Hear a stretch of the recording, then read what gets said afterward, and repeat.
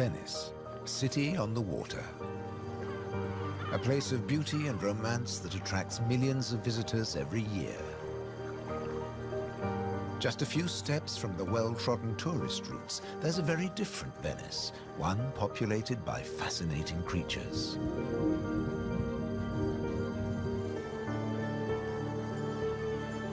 This film explores a Venice that few people ever see, a city that has a surprising double life.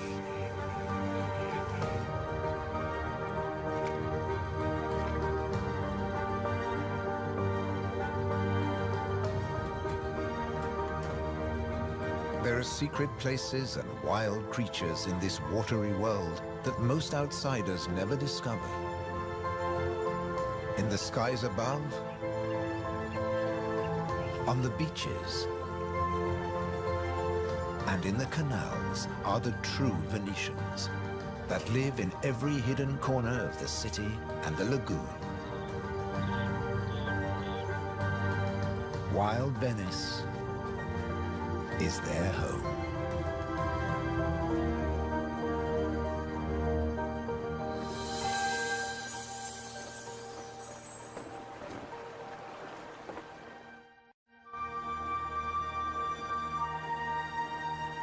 The city of Venice is built on sand, in a lagoon between the sea and the land. First formed from river sediments, man has since created an ecosystem as fragile as Murano glass. Covering 550 square kilometers, it's one of the largest wetlands in the Mediterranean. Flamingos arrived at these Venetian waters quite recently. They crisscross the Mediterranean from North Africa to France's Camargue, to Sardinia, Tuscany, and now Venice.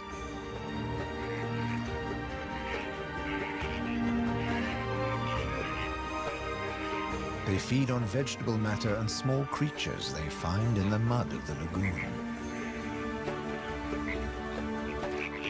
In the shadow of Venice, the lagoon is the northernmost flamingo habitat in Europe.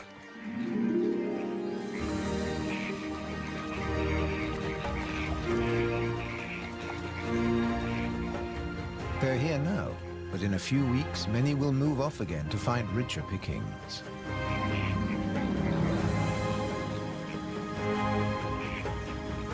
Their takeoff may look clumsy, but once in the air, their flight is balletic and elegant.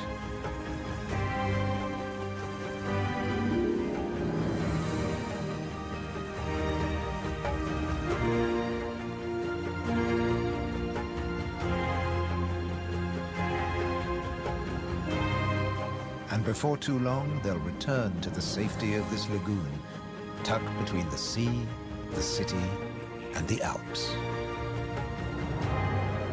The distant peaks helped form the lagoon. The mountain streams washed their rocky sediment towards the sea to make this habitat.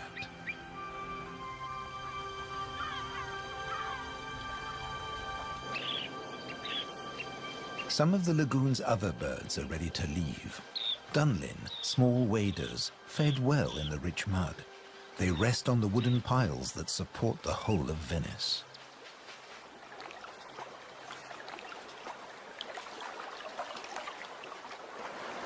It's spring, time to head off to their northern breeding grounds.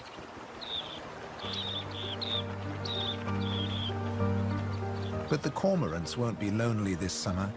As the dunlin fly away, other birds are flocking in. A bird's eye view reveals the full beauty of the lagoon. A labyrinth of uninhabited islands, intertwined canals, and swampy sandbanks.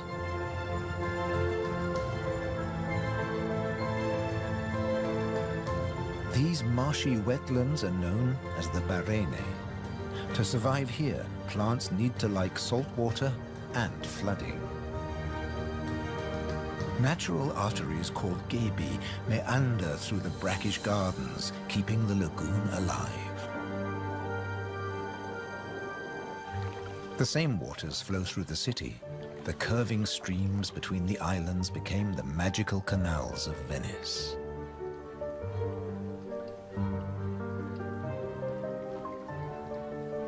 This is the city of bridges.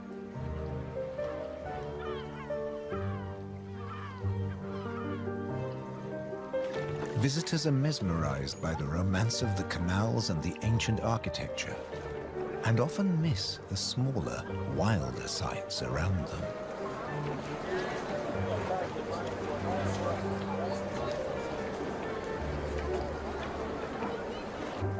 These mussels are true Venetian natives. And now, in spring, they're breeding. The males spawn into the water, and each female produces up to 10 million eggs. Most of the larvae are eaten by other inhabitants of the canals, but up to 10,000 young shellfish will survive.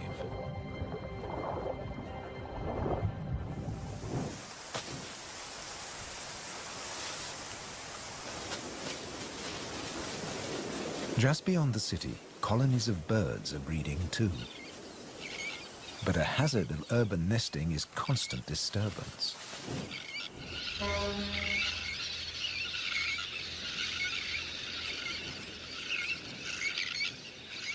Little terns will quickly fly back to their eggs and can miraculously find their own nest scrapes in the crowded colony. Their cousins, the sandwich terns, lay their eggs directly onto the sand. If the terns are disturbed, they have little time for incubating their eggs. The sand won't keep them warm for long.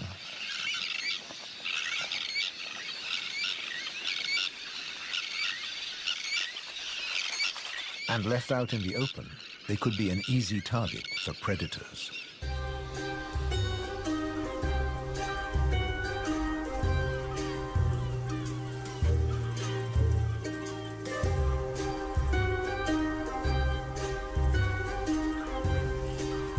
Foxes are the biggest predators hereabouts.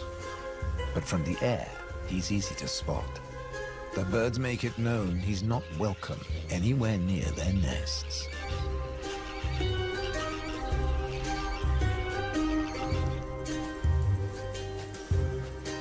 Foxes would rather not get their feet wet.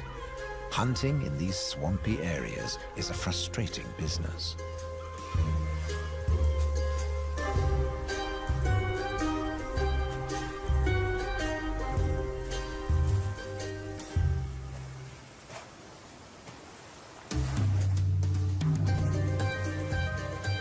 The grand leap disturbed another nesting bird. Now it's a question of following the scent.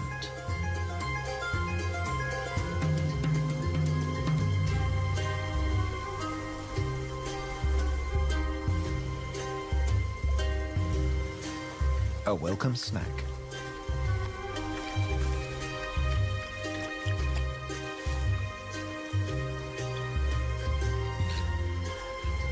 Just beyond the sand dunes is the busy colony.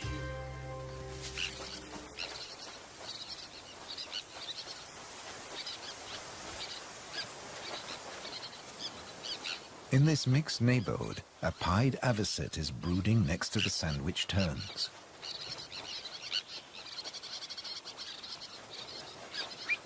With nests so closely packed, there can be conflicting territorial claims with the common terns.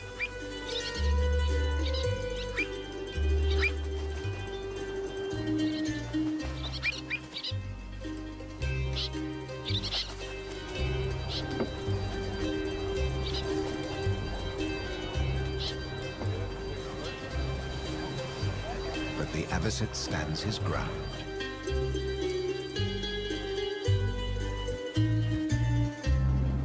The Grand Canal is the main waterway of Venice, dividing the city in two. It follows the course of the ancient river Brenta that runs from the Alps all the way into the lagoon. It offers a journey through architectural history starting in the 13th century.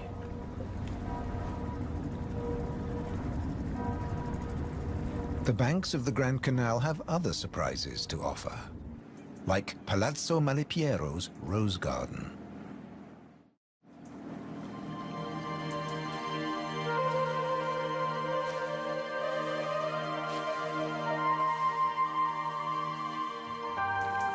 Nestled between the buildings is a hidden paradise.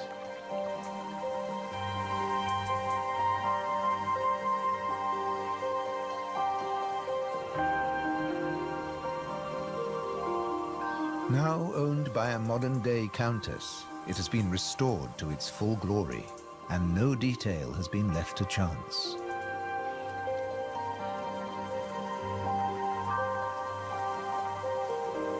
With the luxury of space in a city whose every square centimeter is exploited for maximum profit, it's also a sanctuary for many small animals.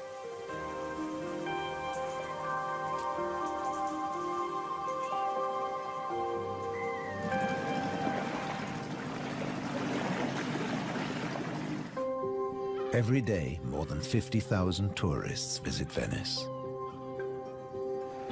When the sun begins to set, the city's waterways empty. Venice belongs to the wild Venetians.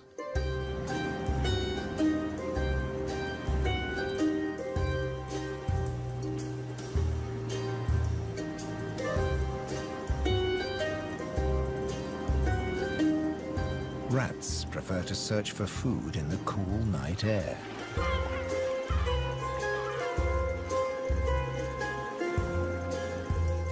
But they're not alone.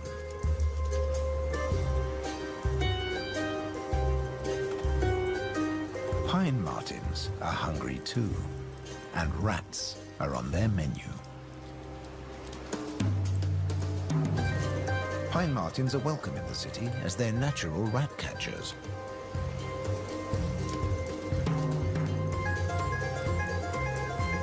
Agile, with a keen sense of smell, they can find and follow any rat.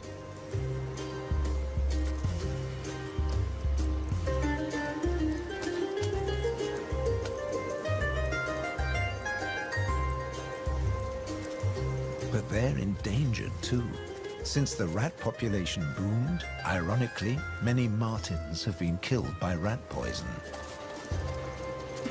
The rat won the day, and the pine marten has to settle for dessert.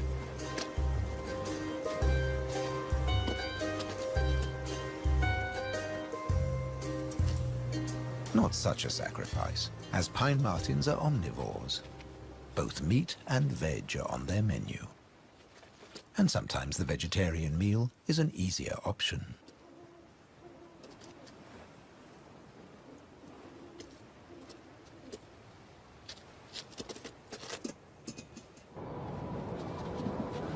As the rat prepares to sleep, the city of Venice is beginning to wake up. The floating vegetable stalls are the first to move into action.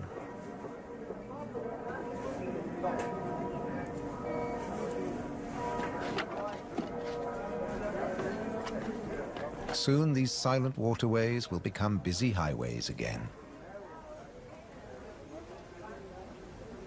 In the 18th century, over 8,000 gondolas navigated the Venice canals. Now, there are only about 400 left. Life in Venice may be moving with the times. But one thing never changes. It dictates the daily rhythms of the city and the lagoon. Twice a day, the tide rises and falls as seawater washes in and out of the lagoon.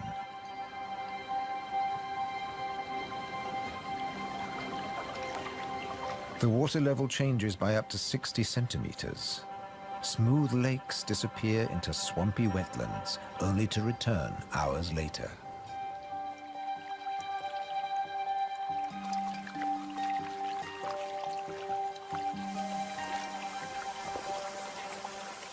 Retreating water levels reveal a surprise. Strange islands that look like complicated water mazes. In fact, they're fisheries at the edge of the lagoon. known as the Valle da Pesca.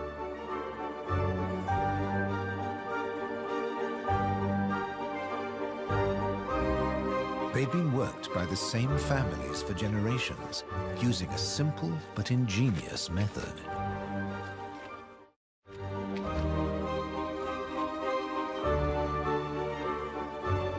Nets are lowered into the locks that span the water channels.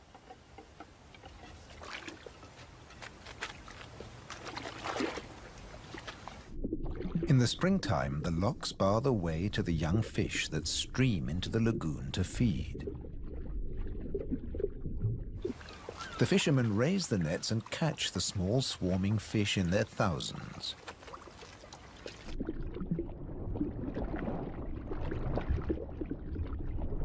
It's easy to scoop them out, but these fish are not for eating.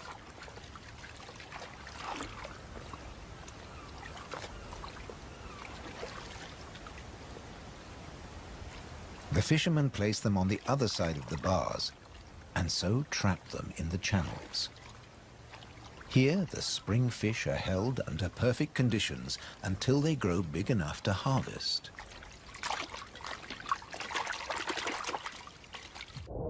In the autumn, when the fish try to return to the sea, they're simply netted again. This time, they don't get away.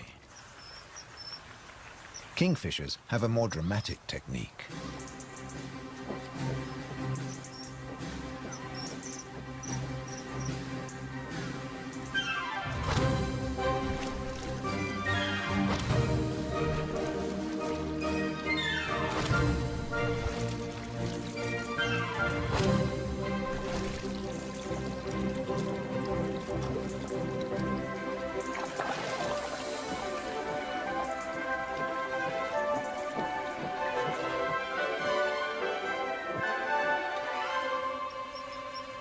They catch up to 20 fish a day, but need even more if they have nests with hungry growing chicks.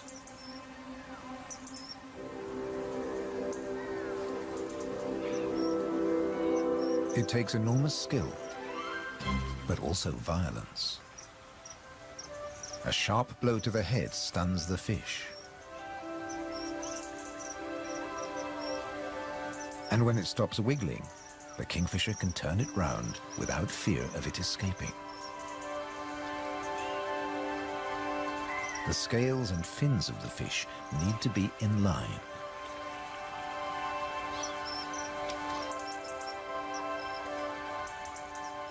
Now it's ready to swallow.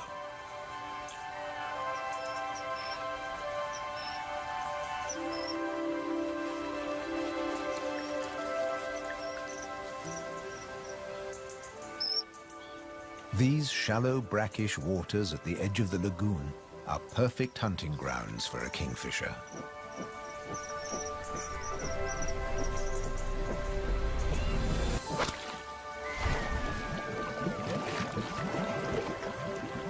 But not every dive is successful. They'll snatch the odd insect in the air, but 95% of the kingfisher's catch must be made underwater. The cormorant has an easier life, as does the little egret. And some don't even get their feathers wet while hunting. There are plenty of fish in the lagoon, but they're not only found in the wetlands. These waters flow through the city too. And there are fish to be caught in the canals. Beneath the bustling jetties of the famous vaporettos or water taxis, wildlife flourishes. Even here, the little egret can fish where the water is deeper and turbulent. It's not easy to keep an eye on a moving target from a moving base.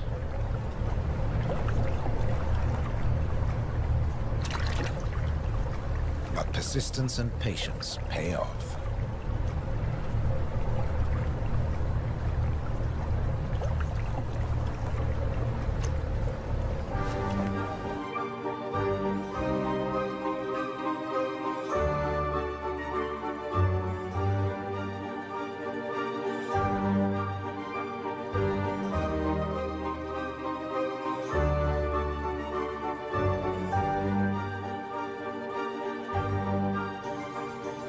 3 narrow inlets connect the lagoon to the sea. They're known as bocche, the Italian word for mouth. In spring, the fish travel into the lagoon because it's shallow, warm, and full of food. And in the autumn, they travel back out to the Adriatic Sea. The lagoon's fishermen understand the rhythms of the sea. But there was one phenomenon that remained a mystery for many years. When they cast their nets into the rich fishing grounds, they were torn to shreds. The fishermen believed that water spirits were grabbing their nets and named the area the Tenue, or Hold Fast. The Hold Fast was in fact a jagged reef, an unexpected and magical aquatic paradise. These unique natural rock formations are similar to coral reefs.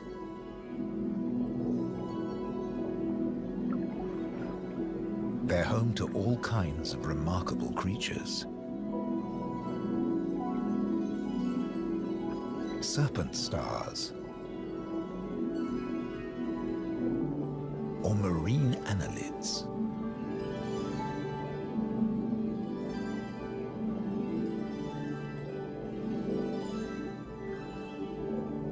This precious area is now protected. Fishing is forbidden, diving strictly regulated.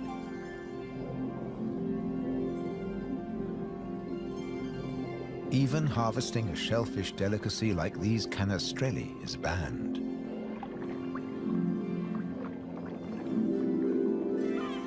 The city of Venice is lucky to have rich fishing grounds on its doorstep.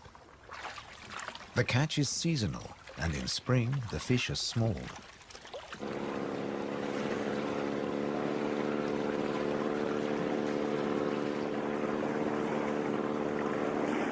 But the fishermen will go out, as long as they can find a buyer. Only the weather can hold them back.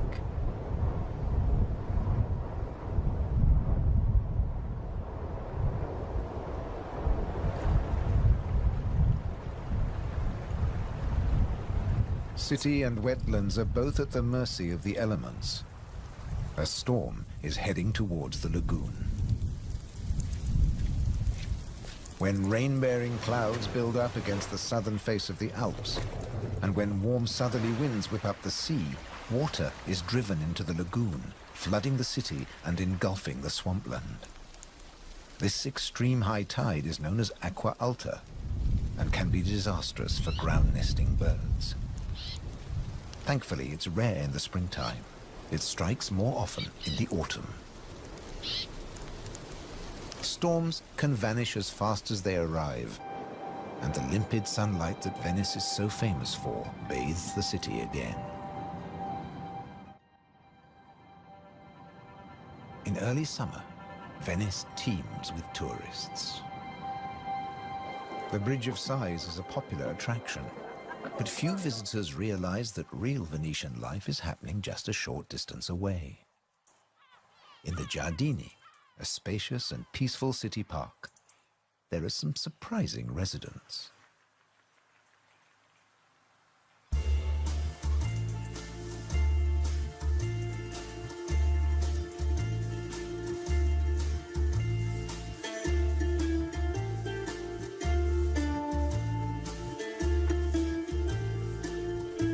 This prehistoric-looking creature is an amorous green toad looking for a mate.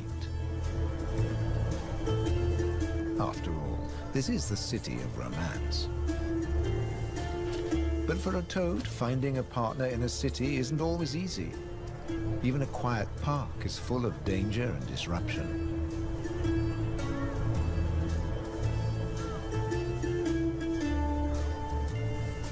On the plus side, few of the park's visitors notice the presence of the toad, as it blends in so well with its surroundings.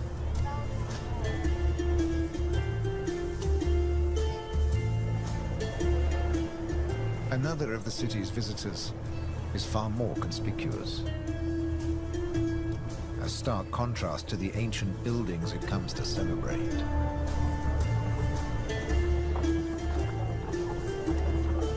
and a danger to the fragile city. The toad at last finds a more secluded waterside spot. Soft light, gentle fountains, the perfect place to mate.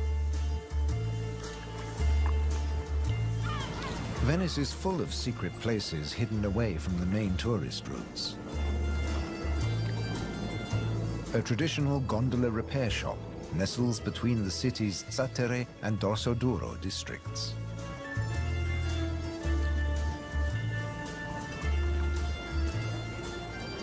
Craftsmen repair the boats in the peace of the backwaters. The tranquility also attracts some exotic-looking animals.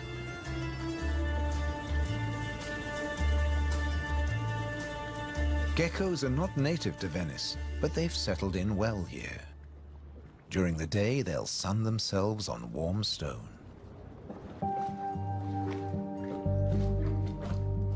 They're waiting for nightfall, when the insects they eat will emerge. And in the golden light, birds that hunt geckos settle in for the night. Terns fly back to the safety of the colony, and others enjoy a final bath. Evening always brings a measure of peace to the city. The Grand Canal is now very quiet, a perfect time for the gecko.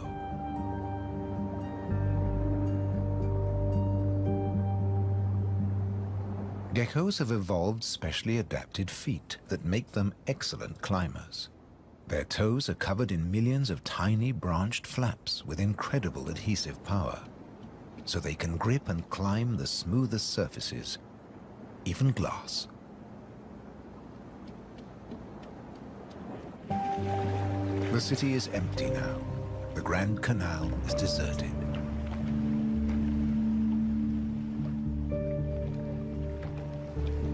The evening's activity has passed to Venice's bars and restaurants.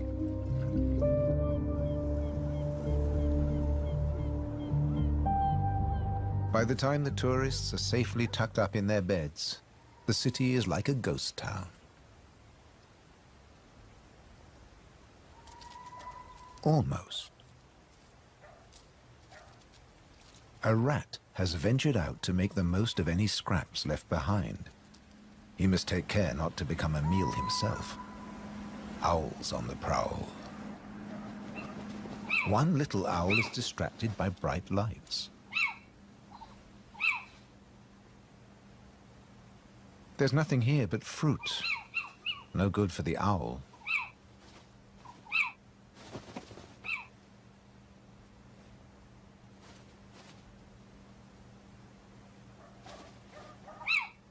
This house call hasn't paid off. Time to make a swift exit. The lucky rat will make it home tonight.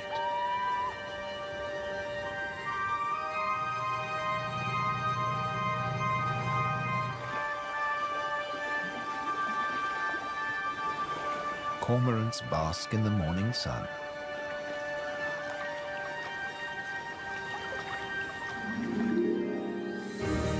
The terns start fishing early.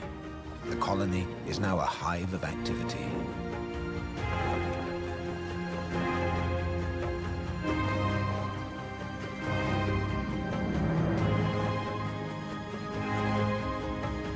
The first chicks have hatched. Exhausted from the effort of breaking out of the egg.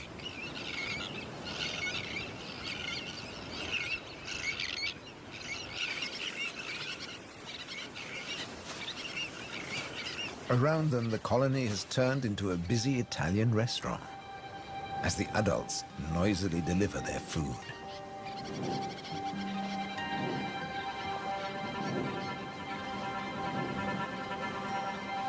The chicks blend in well with the sand.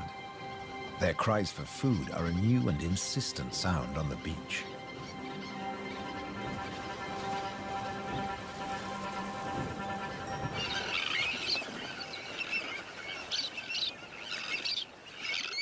Their calls are echoed by the adults, who do nothing else but feed these demanding youngsters.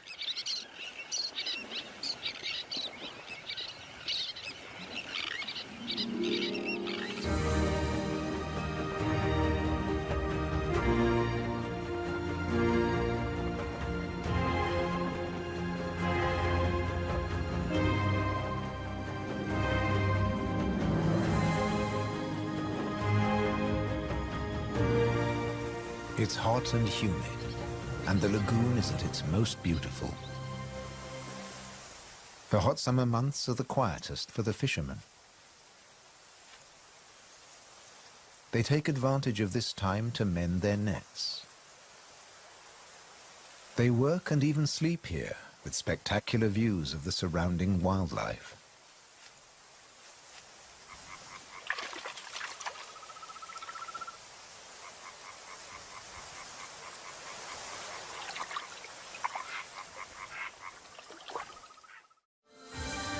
About 8% of the lagoon's surface consists of islands. 20,000 people once lived on Torcello. Now only the cathedral tower remains. Burano is known for its colorful buildings. San Francesco del Deserto is home to a Franciscan monastery. The island of Madonna del Monte is being swallowed by the lagoon, but the ruins of its monastery still stand proud.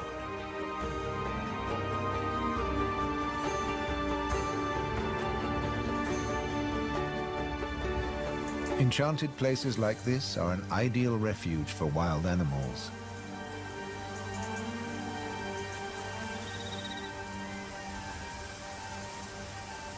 And the island's ancient monastery has some new inhabitants. The ruins are the perfect place for kestrels to nest.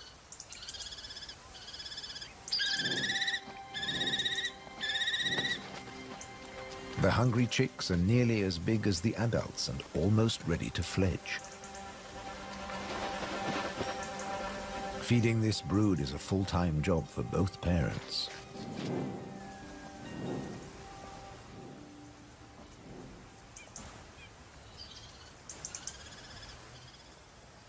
Finally, curiosity gets the better of the young birds and they start to emerge from their hiding place.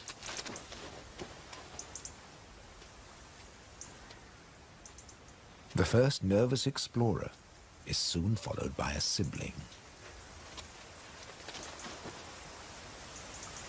They wait cautiously on a ledge, while one of the adults watches from afar.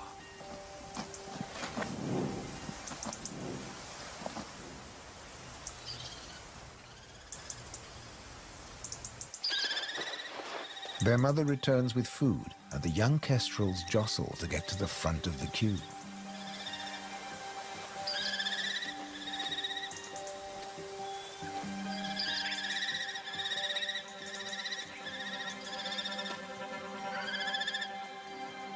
The keenest and the loudest chick is fed first.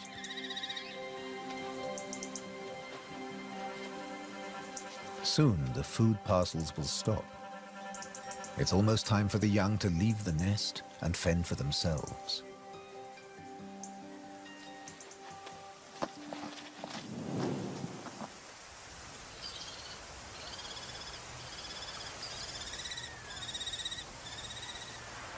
Not all of the lagoon is quite so peaceful.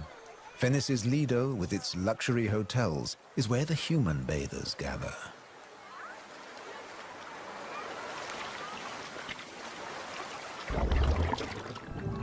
But even here, you can find wild beauty and tranquility.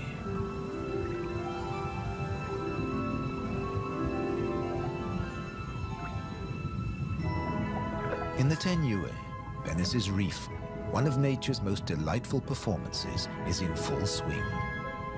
The squid's mating dance. The pair move together like synchronized swimmers as waves of rainbow colors pulse along their bodies.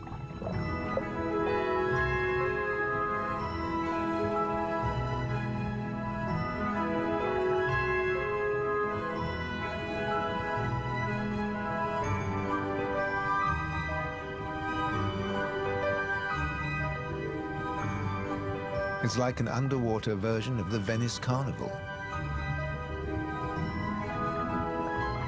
complete with face masks and disguises.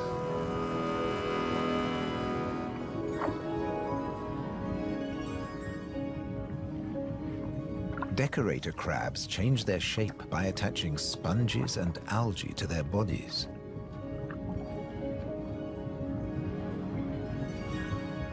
These bizarre disguises are excellent camouflage. The crabs creep past their neighbors and predators like living rocks from the seabed.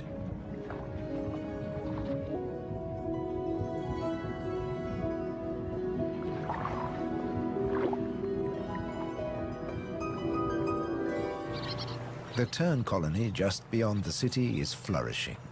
The chicks have fed well and are strong and healthy.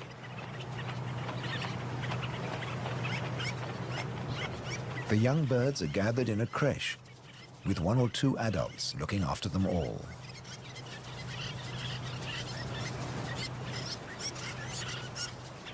Today's lesson is elementary flight, but the teacher's demonstration is over in a flash.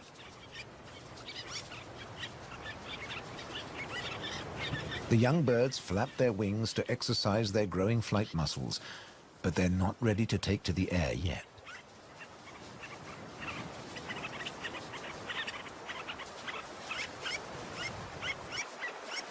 Before long, they'll be flying as well as their parents. The young kestrels are also preparing for takeoff. They bravely take the plunge and launch themselves into the air.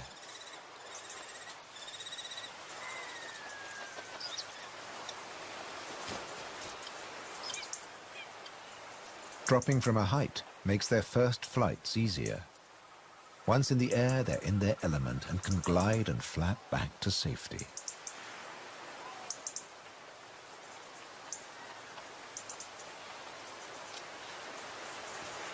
These first flights mark the end of their parental care. Now they have to find their own territory.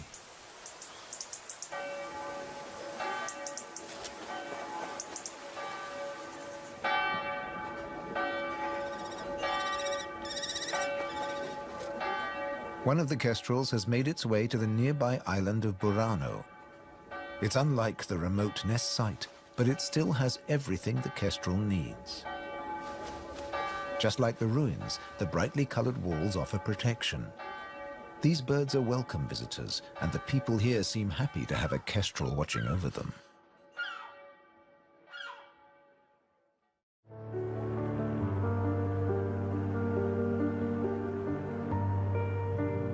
Autumn has arrived, and the wetlands once again change color. A plant called glasswort is responsible for this blush of pink. It flourishes in the swampy salt marshes.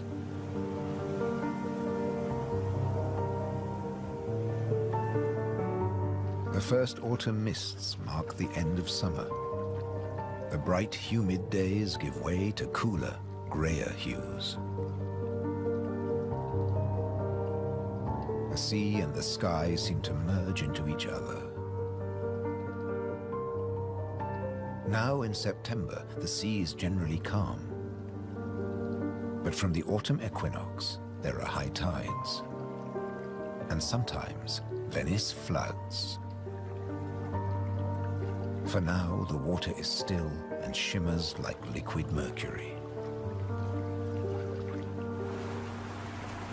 When the temperature drops, the beaches are finally too cold for tourists.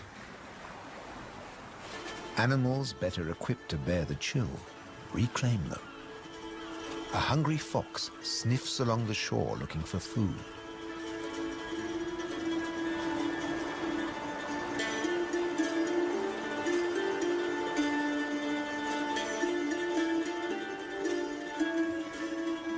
The fox has an excellent sense of smell and can see well in the twilight. It has picked up a strange scent. Something smells good to eat.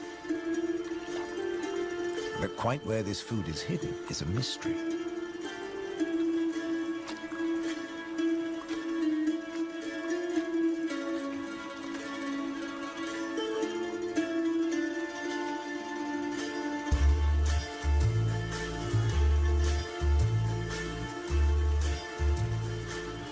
Crabs have been crossing the beach, leaving behind a number of trails, and the fox is very confused.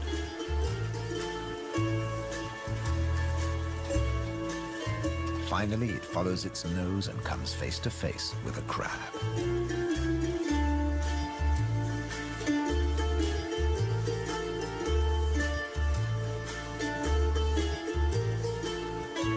It's an unequal battle, but the crab has the advantage of armor and weapons.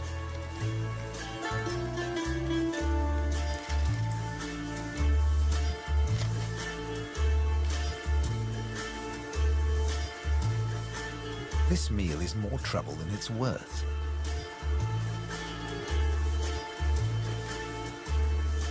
There must be easier pickings. The crab, dazed but victorious, moves off to a more secluded place.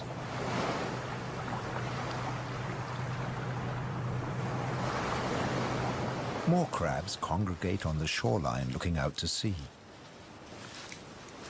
But just across the water, the residents of Venice are having a less comfortable time. The waters of the lagoon are creeping into the city.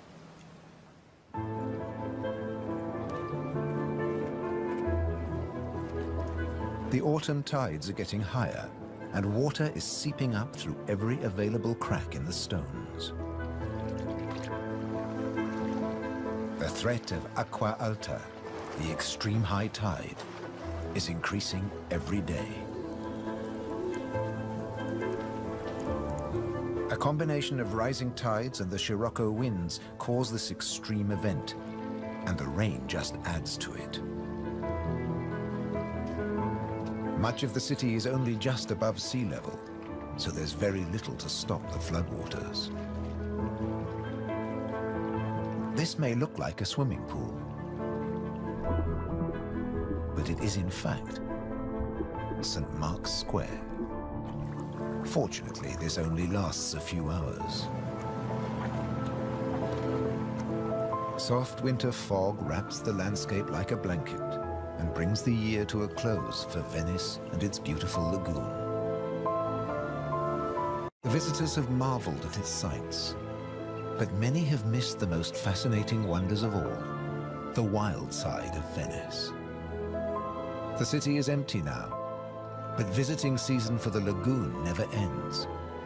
As one creature leaves, another takes its place.